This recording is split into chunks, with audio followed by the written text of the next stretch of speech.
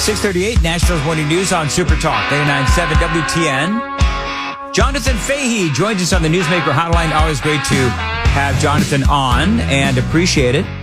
Jonathan, happy Monday to you. So what a great story. Over the weekend, Donald Trump deporting Tren Aragua and, by the way, some members of MS-13 as well, ignoring a judge's attempt to stop him.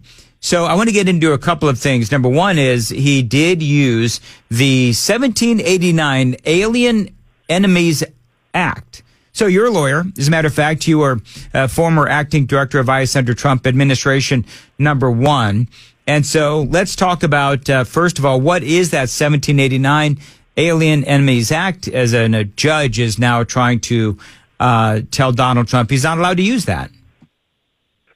Yeah, the Alien Enemies Act is basically, it was an act that was passed so that the president has broad authority to remove aliens that the president deems dangerous to the country. They say people that have invaded or a dangerous incursion. So I think the people that have done the dangerous incursion would be where some of these people fit in.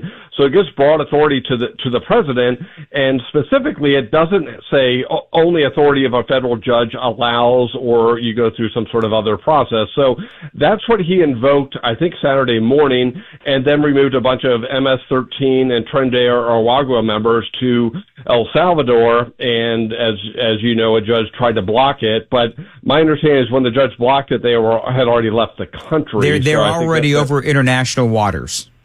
Yeah, so I think that makes it difficult for the judge to block the people that have left, to say, hey, let's turn a plane around or something like that. I don't think he necessarily has jurisdiction. I think going forward, they're going to have to sort of litigate this in the court to keep using it. But I think at least the people that left aren't coming back. You know, listening to your definition of the 1789 Alien Enemies Act, clearly Tren Aragua and MS-13, they are enemies of the American people. They are enemies of our country. I mean, they're coming in here, and this is not, rhetoric. This is a fact. They come in, they're taking over apartment buildings, they're raping women, and we're talking about the gang members now. They're selling drugs, they're bringing drugs into our country, they're peddling it to kids, they're trying to add to their gang member ranks by recruiting kids as young as 12 and 13 years old. Clearly, these are enemies of our country and enemies of the American people. So are you surprised that a judge is trying to stop Donald Trump from using this? No, because I think, a lot of judges are predisposed against Donald Trump, and also the fact that this is something that hasn't been used in a while, so I'm sure it makes a judge uncomfortable.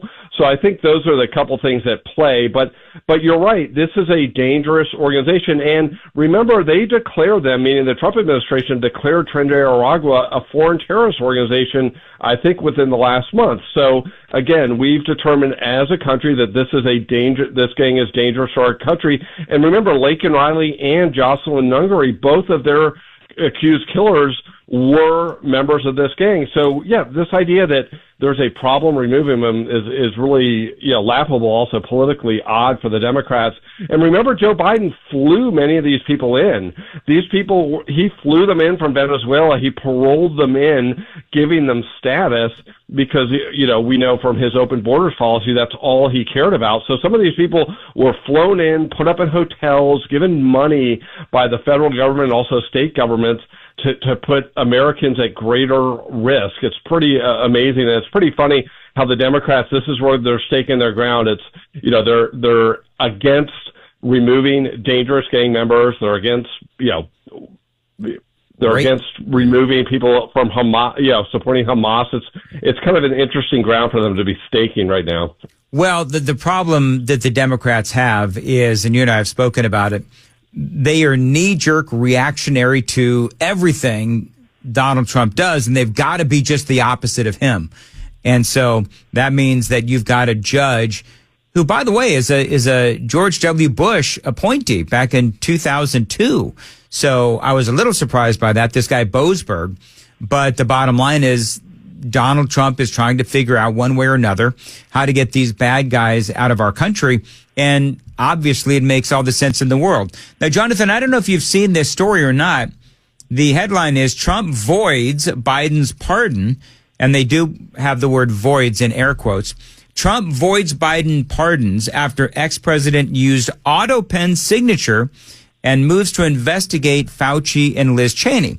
So I know that you know the story, Jonathan, where there is this accusation that former President Joe Biden was so incredibly out of it that they were just using Autopen for all of these pardons. And Trump is saying, well, if he did use Autopen, then it's his contention, Donald Trump's contention, that Biden actually had no idea what the heck was going on. And so Trump says that those pardons are now void, vacant, and of no further force or effect. Sounds like he's been talking to the lawyers. And so coming up after the traffic, I'm going to ask you, what do you think about this story as an attorney? So if they can prove that Joe Biden did use Autopen for these pardons, then can Trump just deem them or designate them as void, vacant, and of no further force or effect? If so, then you've got Mark Milley, you've got Anthony Fauci, you've got Liz Cheney, you've got Hunter Biden, you've got Adam Schiff, and many others who better lawyer up. I'm going to ask for your opinion on this coming up. It is 6:45. Time to check the roads on WTN. Thank you very much. As far as your weather for today, a high of 57 and sunny, and right now 33 degrees at Super Talk 99.7 WTN. Jonathan Fahey, my long-winded question. What's your response? I think the Autopen in and of itself doesn't make them void because you could delegate somebody to sign or have an Autopen sign, provided you understand what you're doing. And I think that's the second part where Donald Trump would hang his hat on is Joe Biden had no idea what he was doing at the end of the administration. So anything signed with an Autopen is presumptively void because if Joe Biden didn't understand it and didn't delegate the authority either to the Autopen or to somebody else, then these things shouldn't be in effect. And it is kind of interesting, things of this significance that Joe Biden doesn't even sign off on himself. Like, what was wrong with him? Why was he unable to do so? And I'm not saying they don't sign a lot of stuff, but it is kind of interesting. And Donald Trump does the comparison where, he's been signing these executive orders and he's signing them and we see him signing them. So I think it's kind of an interesting thing. It's like if you had an elderly relative that, had all sorts of issues, died, and all of a sudden their will changed from somebody to somebody else, and it was signed by an Autopen or electronic signature, people would rightfully question that. Like, hey, is this really appropriate? Was this really the intention of the person that signed it? And I think that's not an illegitimate question. Does Joe Biden know what he did? Did he know what he was doing at the end of his presidency?